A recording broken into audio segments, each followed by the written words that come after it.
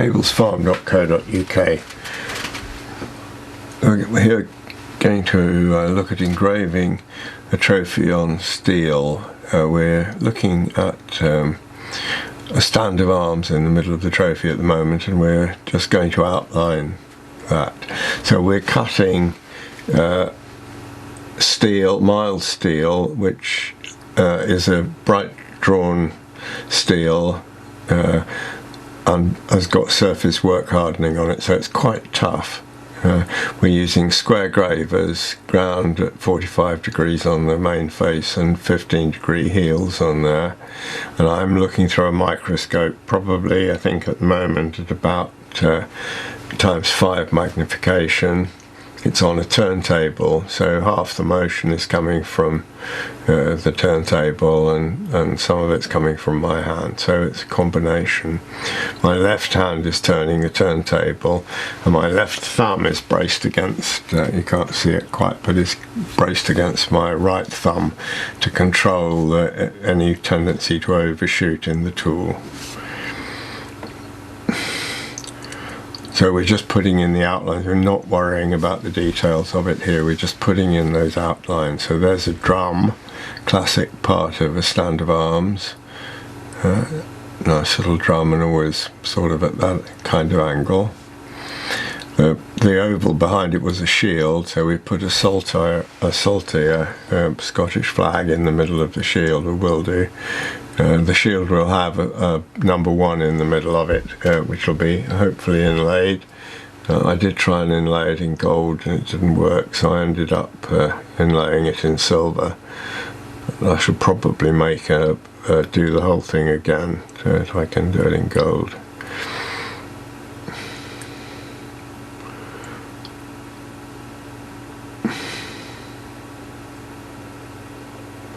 That's a matter of putting in those curves. It's quite important to join up the corners and get the whole thing to look reasonable. You'll see that that design quite carefully laid out to be reasonably balanced, so it's not symmetrical but balanced. Now there you are, I skidded off on the tool there because probably the point broke, so I've just changed to another graver. When I'm doing this sort of work, I've probably got a dozen ready sharpened gravers, all the same. They're all made out of a piece of 1/8" square by 3" high-speed steel, ground to 45 degrees on the face and 15 on the back. And they're very cheap. They're kind of disposable almost.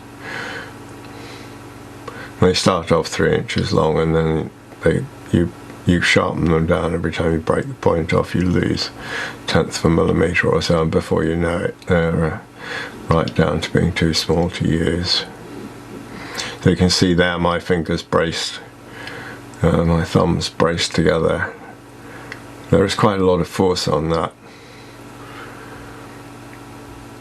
Now the difficult thing with this engraving in these rather tough steels, or this one, I should have annealed it but I didn't, is that when you come to the end of a cut, you've got to get the tool out. You'll notice I'm flicking the tool forward and outwards. You can't lift it straight up, because if you do, you'll leave the tip of the tool behind in the metal, and then you've got a big sharpening job.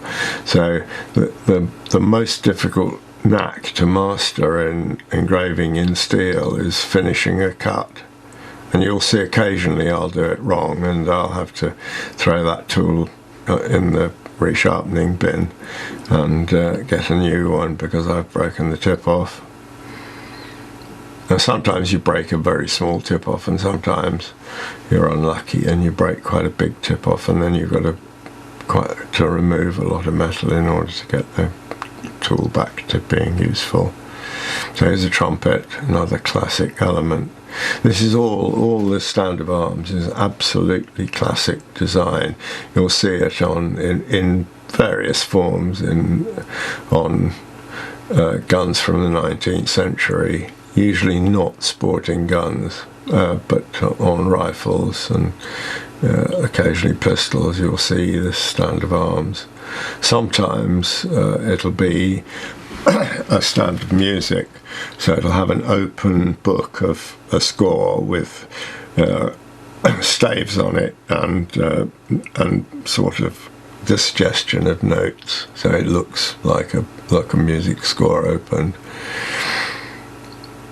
So here we are. We're doing now. These banners here are another classic feature of this of the stand of arms.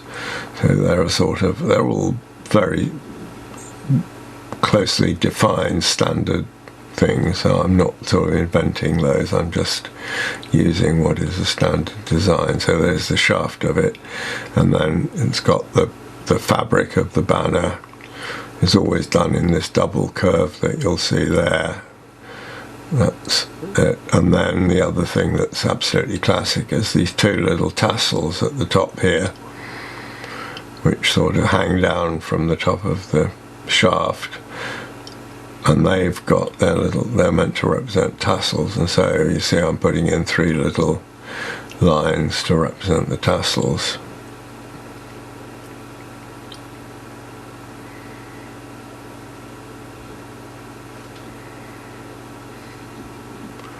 There's the other banner there.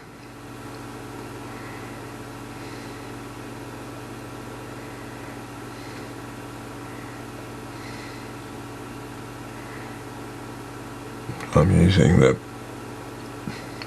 thumb to hold the tool back, because I mean it's a problem to ensure that you can cut that out right out to the end and not run on.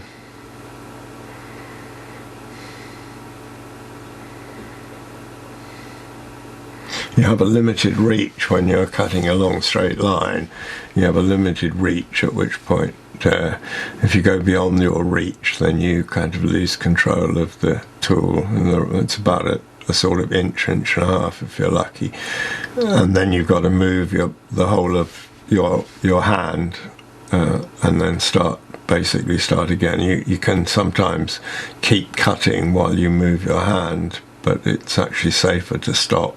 And if you overreach and try and cut further than you can comfortably reach, then that's one of the main causes of having a slip.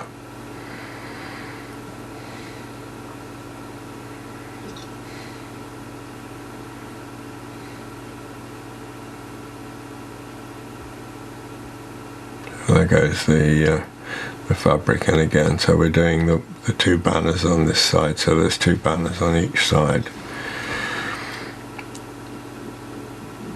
I've drawn this, most of this stand of arms I've drawn in on Sharpie. I put the Sharpie on the steel and then gone over it with a pencil, and then run over it with a scriber. So we're putting in the tassels there. I don't really make a serious attempt to follow the lines, but just to use the lines to give me the basic idea of where I should be going. And in this particular one I am following the lines quite closely, but I wouldn't necessarily do that.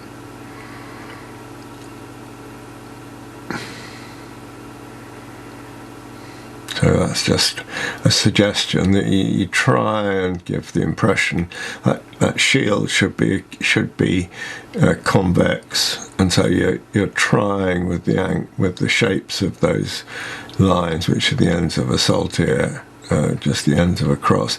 You're trying to give the impression that the shield has got 3D form. And when you come to shade it, all these things, you'll see, I'll do another video on the shading, you'll see how you achieve the depth and the 3D-ness of the various components. So there we are. We're just about, I think we just finished the whole outline. So we use a bit of solvent to get rid of the Sharpie off there, because it obscures the lines. So once you've got rid of that, you can see the lines a bit better. Then we'll pop some Sharpie back on again, and rub it off with your finger, and then the whole thing comes alive, and so you can see it. And then here is what we ended up with in the end. So that's the finished one.